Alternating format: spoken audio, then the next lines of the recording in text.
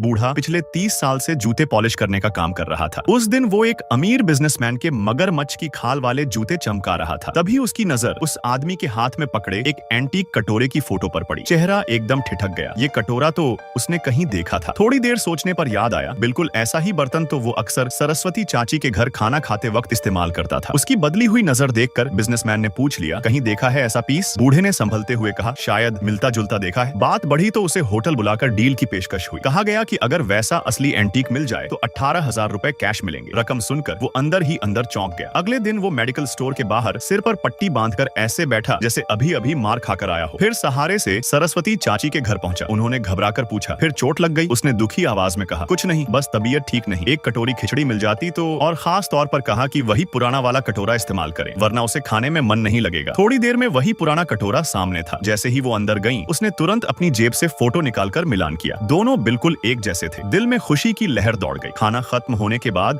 उसने बड़ी मासूमियत से कहा कि उसे वो कटोरा बहुत पसंद है, यादगार के तौर पर रखना चाहता है। सरस्वती चाची बोली, ये हमारे खानदान की निशानी है, 1,000 से कम में नहीं दूंगी। बाहर से उसने झिझक दिखाई, पर अंदर से उसे लगा जैसे जैकपॉट लग गया हो। अगले दिन वो कटोरा लेकर बिजनेसमैन के पास पहुंचा। जांच पड़ताल के बाद उसने मुस्कुराकर कहा, कमाल कर दिया, अब तो किस्मत बदल जाएगी। फिर बोला कि एक इंटरनेशनल कॉल करनी है और बाहर चला गया। बूढ़े को कुछ अजीब लगा। दुकान में फोन होते हुए भी वो बाहर फोन बूथ पर क्यों गया? शक में वो भी पीछे पीछे चला गया। वहीं उसने सुना कि दूसरी तरफ का खरीदार इस कटोरे के लिए 4 लाख देने को तैयार है। ये सुनते ही उसका खून खौल उठा। उसे साफ समझ आ गया कि असली खेल कुछ और है। जैसे ही वो आदमी वहां से हटा, बूढ़े ने तुरंत उसी नंबर पर कॉल बैक किया। बोला, मैं ही उस एंटीक कटोरे का मालिक हूँ, डायरेक्ट डील कर सकते हैं क्या? डील पक्की हुई और उसने चुपचाप 4 लाख में सौदा कर लिया। लेकिन असली झटका तो तब लगा जब घर पहुंचकर उसने बैग खोला। अंदर कुछ ऐसा था जिसकी उसने कल्पना भी नहीं की थी।